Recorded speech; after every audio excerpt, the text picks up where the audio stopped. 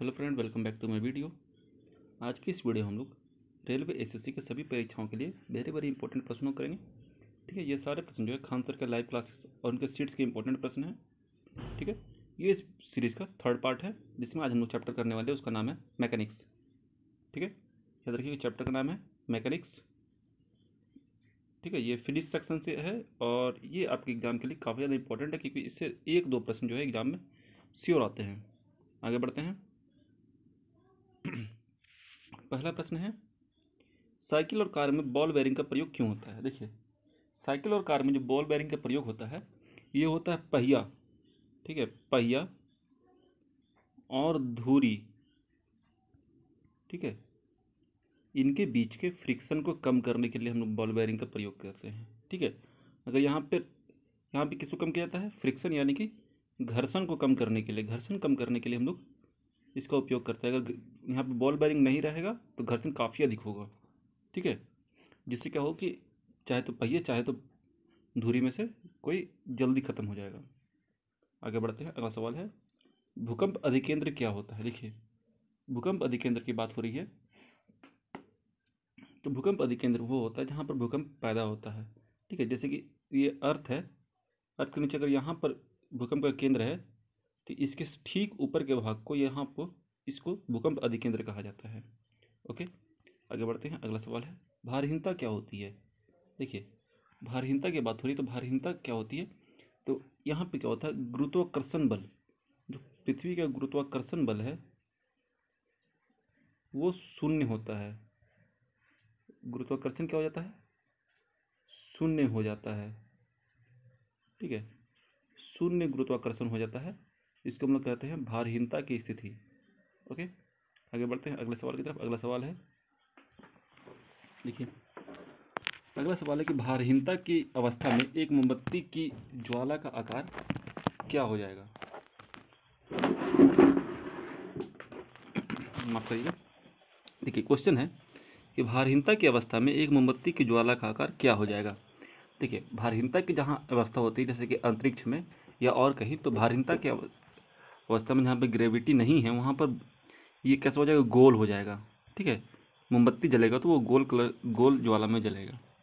Okay, आगे बढ़ते हैं। अगला सवाल है, यहाँ पे क्वेश्चन थोड़ा सा लिखने में मिसप्रिंट हुआ है। एक भारहीन रबर है, ठीक है, भारहीन रबर का गुब्बारा, ठीक है, भारहीन रबर के गुब्बारे में 200 ग्राम जल भरते हैं। ठीक है, और इसको जब जल में डालेंगे तो इसका भार क्या होगा, इसके जल में डालने का इसका भार क्या हो जाएगा, शून्य हो जाएगा। ठीक है, जब इसमें जल भरा हुआ है इसको जल में ही डुबा देंगे हम। ठीक है, और रबर के गुब्बारे का वजन नहीं है तो इसका भार जो है जल में शून्य हो जाएगा। ओके, आगे बढ़ते हैं। अगला सवाल है, जब किसी पिंड को चंद्रमा से पृथ्वी पर स्थानांतरित किया जाता है तो उसके भार और मात्रा में क्या अंतर आता है। देखिए, जब किसी पिंड को हम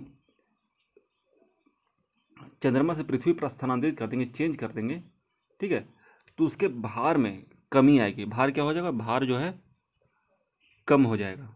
ठीक है, और मात्रा की बात की जाए तो मात्रा कोई चेंज नहीं होगा। ठीक है, ये असमान रहेगा हर जगह पे, मात्रा जो है हर जगह पे असमान होती है, सॉरी समान होती है। ठीक है, मात्रा क्या होती है, समान होती है।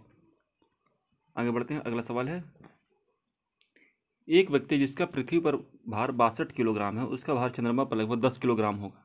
ठीक है, अंतरिक्ष में उसका भार क्या है, एक वस्तु का द्रव्यमान 100 किलोग्राम पृथ्वी पर है, चंद्रमा पर उसका द्रव्यमान क्या होगा। देखिए, द्रव्यमान जो है कहीं पर भी चेंज नहीं होती है, याद रखिएगा। ठीक है, द्रव्यमान जो है सब जगह पे सेम होता है, तो चंद्रमा पर उसका द्रव्यमान क्या होगा, सेम। ठीक है, द्रव्यमान जो है अगर 100 के जी है तो चंद्रमा पर भी उसका द्रव्यमान 100 के जी ही होगा, पृथ्वी पर उसका द्रव्यमान में अंतर आता है। ओके, द्रव्यमान हर जगह याद कांस्टेंट रहता है। द्रव्यमान क्या होता है, कांस्टेंट होता है, स्थिर होता है, द्रव्यमान स्थिर होता है। बदलता है भार, भार जो है ये बदल जाता है हर जगह पे ग्रेविटी के हिसाब से। आगे बढ़ते हैं। अगला सवाल है, यदि 100 ग्राम चीनी को आधा लीटर पानी में मिलाकर एक असंतृप्त चीनी का घोल तैयार किया जाए। ठीक है, किस टाइप का घोल है, याद रखिएगा, असंतृप्त घोल है, तो कौन सी भौतिक राशि नहीं बदलेगी। देखिए, तो जब हम लोग 100 ग्राम चीनी को आधा लीटर पानी में घोलते हैं तो कौन सी भौतिक राशि नहीं बदलेगी, तो ये घनत्व, सॉरी घनत्व बदल जाएगा, आयतन, आयतन जो है ये नहीं बदलेगा, आयतन जो है कांस्टेंट रहेगा, आयतन जो है ये कांस्टेंट होगा। आगे बढ़ते हैं, अगला सवाल है, वस्तु की मात्रा बदलने पर कौन सी राशि अपरिवर्तित रहती है। देखिए वस्तु की मात्रा बदलेंगे तो घनत्व जो है वो अपरिवर्तित रहेगा। ओके, आगे बढ़ते हैं, अगला सवाल है, जब किसी वस्तु को पृथ्वी से चंद्रमा पर ले जाया जाता है तो उसके भार में क्या परिवर्तन आता है। देखिए जब किसी वस्तु को पृथ्वी से चंद्रमा पर हम ले जा रहे हैं, ठीक है, पृथ्वी से कहाँ ले जा रहे हैं, चंद्रमा पर, तो उसका भार में कमी आएगी, ठीक है, क्योंकि चंद्रमा पे जो गुरुत्वाकर्षण बल होता है वो कम होता है। क्या बल होता है, गुरुत्वाकर्षण बल जो होता है, ग्रेविटी जो होती है वो कम होती है, गुरुत्वाकर्षण कम होता है, इसके चलते क्या होता है, भार में कमी आ जाएगी। आगे बढ़ते हैं, अगला सवाल है, एक साधारण यंत्र किसी व्यक्ति की सहायता कैसे करते हैं। देखिए एक साधारण यंत्र जो होता है, किसी भी टाइप का नॉर्मल सिंपल मशीन भी का काम होता है कम भार में, ठीक है, कम बल में अधिक आउटपुट देना, अधिक काम होता है, ठीक है, अधिक या उतना ही काम, अधिक काम, याद रखिएगा, ठीक है। आगे बढ़ते हैं, अगला सवाल है, लोलक की काल अवधि किस पर निर्भर करती है। देखिए लोलक क्या होता है, लोलक होता है जो घड़ी में लगा होता है, रस्सी से बना होता है घंटा, जिसको हम लोग कहते हैं, ठीक है, ये होता है लोलक। तो लोलक की काल अवधि किस पर डिपेंड करती है, उसकी लंबाई पर, ठीक है, लंबाई पर निर्भर करती है। ओके, आगे बढ़ते हैं, अगला सवाल है, गर्मी में लोलक घड़ियां सुस्त क्यों हो जाती है। देखिए जो गर्मी आता है तो लोलक घड़ियां जो है सुस्त पड़ जाती है, इसके पीछे का रीजन होता है कि गर्मी से क्या होता है कि उनकी लंबाई बढ़ जाती है। क्या बढ़ जाती है, लंबाई बढ़ जाती है, लंबाई क्या होगी, बढ़ जाएगी, जिसके चलते क्या होता है उनका जो समय होता है वो भी बढ़ जाता है, इसलिए घड़ियां जो होती है सुस्त पड़ जाती है। ओके, आगे बढ़ते हैं, अगला सवाल है, प्रेशर कुकर के अंदर का उच्चतम ताप निर्भर किस पर करता है। देखिए जो प्रेशर कुकर होता है जिसके हम लोग यूज करते हैं खाना बनाने के लिए, उसके जो अंदर का ताप होता है ये निर्भर करता है जो ऊपर में सीटी निकालने के लिए छेद होता है, ठीक है, ऊपर के छेद पर, छेद के क्षेत्रफल पर, ठीक है, छेद पर निर्भर करेगा, और वजन पर, उस पर कितना वजन रखा गया है उस पर डिपेंड करता है, ठीक है। आगे बढ़ते हैं, अगला सवाल है, जब कुएं से पानी के बाल्टी को ऊपर खींचते हैं तो हमें महसूस होता है कि बाल्टी के भार में अंतर हुआ है। कैसे, देखिए जब हम लोग कुएं में किसी पानी निकालने के लिए बाल्टी को डालते हैं, ठीक है, और फिर जब उसको ऊपर खींचते हैं तो जब तक वो पानी के अंदर होता है, किसके अंदर, सॉरी जल के अंदर, जब तक वो जल के अंदर होगा तब तक हमें भारहीन लगेगा। वो कैसा लगेगा, भारहीन, जल में कैसा होता है, भारहीन, और जल से जैसे ही ऊपर आएगा तो हमें वजन महसूस होगा। ओके, तो यहाँ पे इसका आंसर हो सकता है कि जब जल के ऊपर आएगा तो उसको हमें भार महसूस होगा, ठीक है। आगे बढ़ते हैं, अगला सवाल है 15 नंबर, रॉकेट किस सिद्धांत पर कार्य करता है। देखिए रॉकेट जो होता है ये जो होता है ये काम करता है संवेग संरक्षण के सिद्धांत पर, ठीक है, संवेग संरक्षण के सिद्धांत पर। ये एक महत्वपूर्ण सिद्धांत है जिस पे हर एक रॉकेट यूज होता है, ठीक है। आगे बढ़ते हैं, अगला सवाल है, हवाई जहाज से यात्रा करते समय पेन की स्याही क्यों निकलने लगती है। देखिए जब हम लोग हवाई जहाज पर चढ़ते हैं तो पेन अलाउड नहीं होता है, या पेन जो होता है कुछ एक लिमिटेड पेन अलाउड होता है, ठीक है, क्योंकि उसके स्याही निकलने लगता है। इसके पीछे का रीजन होता है वायु दाब में कमी, ठीक है, वायु दाब जो है ऊपर जाने के बाद थोड़ा सा कम हो जाता है, वायु दाब जब कम होगा तो हवाई जहाज जो पेन की स्याही होगी हवाई जहाज में वो निकलने लगेगी। आगे बढ़ते हैं, अगला सवाल है, किसी पिंड का अधिकतम भार कहाँ होगा। देखिए कोई भी पिंड है, कोई भी वस्तु है, इसका अधिकतम भार होता है हवा में। कहाँ होता है, हवा में, हवा में किसी वस्तु का अधिकतम भार हमें पता चलता है। ओके, आगे बढ़ते हैं, अगला सवाल है, किसी वस्तु का अधिकतम भार पृथ्वी पर कहाँ होगा। देखिए बात हो रही है पृथ्वी पर, पृथ्वी पर अधिकतम भार जो होता है किसी भी वस्तु का, ये होता है ध्रुव पर।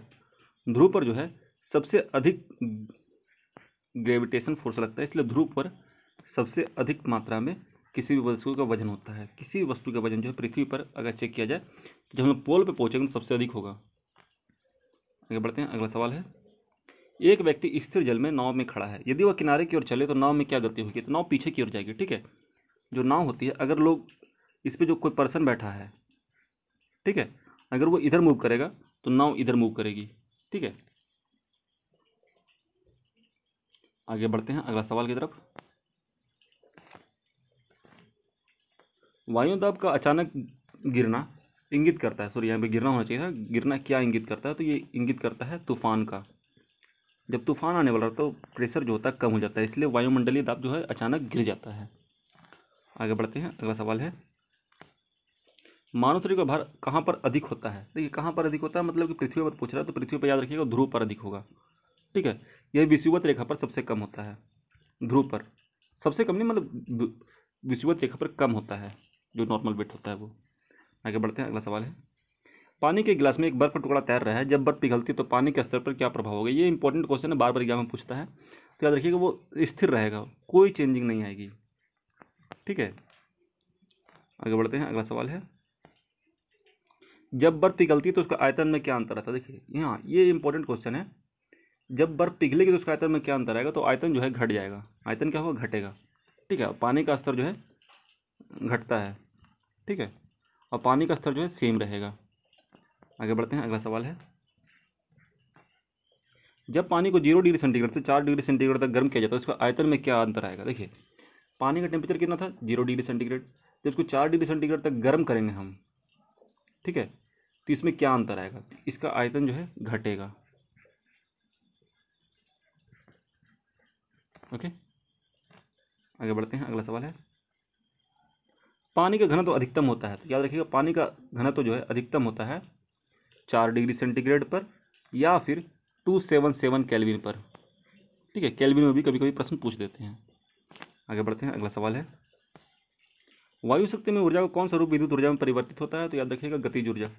वायु जो है अपने साथ गतिज ऊर्जा लेकर चलती है, जिसको हम लोग पवन चक्की के सहारे विद्युत ऊर्जा में कन्वर्ट करते हैं। आगे बढ़ते हैं अगला सवाल है, हवाओं में किस तरह की ऊर्जा होती है, तो हवा में याद रखिएगा जो हवा बहती है, बहती हवा में केवल गतिज ऊर्जा होती है, ठीक है, और कोई ऊर्जा नहीं होती है, गतिज ऊर्जा, ठीक है। आगे बढ़ते हैं अगला सवाल है, एक ट्रेन जैसे ही चलना आरंभ करती है उसमें बैठे हुए यात्री का सिर पीछे की ओर झुक जाता है, इसका कारण क्या है। देखिए जैसे ट्रेन चलता है तो वो स्थिति वो रेस्ट में होता है, स्थित होता है, ठीक है, स्थिर होता है, और जब चलना शुरू करता है सडनली तो यात्री का जो सिर होता है पीछे की ओर झुक जाता है, ये है गति का जड़त्व, गति का जड़त्व, ठीक है, न्यूटन का लॉ है। आगे बढ़ते हैं अगला सवाल है 29 नंबर क्वेश्चन, पानी का अपेक्षिक घनत्व सर्वाधिक किस ताप पर होता है। देखिए पानी का जो अपेक्षिक घनत्व होता है सबसे अधिक होता है 4 डिग्री सेंटीग्रेड पर, ठीक है, या फिर इसको कह सकते हैं 277 केल्विन पर। आगे बढ़ते हैं अगला सवाल है, गुरुत्वाकर्षण के सार्वभौमिक नियम का प्रतिपादन किसने किया था। तो ये गुरुत्वाकर्षण का सार्वभौमिक नियम जो है उसका प्रतिपादन किया गया है सर आइजैक न्यूटन के द्वारा, ठीक है, किसके द्वारा, सर आइजैक न्यूटन के द्वारा। आगे बढ़ते हैं अगला सवाल है, समुद्र में तैरते हुए आइसबर्ग का कितना भाग समुद्र की सतह के ऊपर होता है, तो याद रखिए 1/10। अगर टोटल 10 भाग है तो उसका मात्र एक भाग ऊपर नजर आता है, 9 भाग पानी के नीचे होता है, ओके। अगला सवाल है, बल किसका गुणनफल होता है, तो याद रखिएगा बल जो होता है मास इंटू एक्सेलरेशन होता है, ठीक है, मास इंटू एक्सेलरेशन, मास मतलब कि द्रव्यमान इंटू त्वरण, ओके। ठीक है फ्रेंड, आज की वीडियो में इतना ही। अगर वीडियो अच्छा लगा तो प्लीज वीडियो को लाइक करिए, चैनल को सब्सक्राइब करिए। मिलते हैं नेक्स्ट वीडियो में। जय हिंद, जय Bharat, and finally thanks for watching.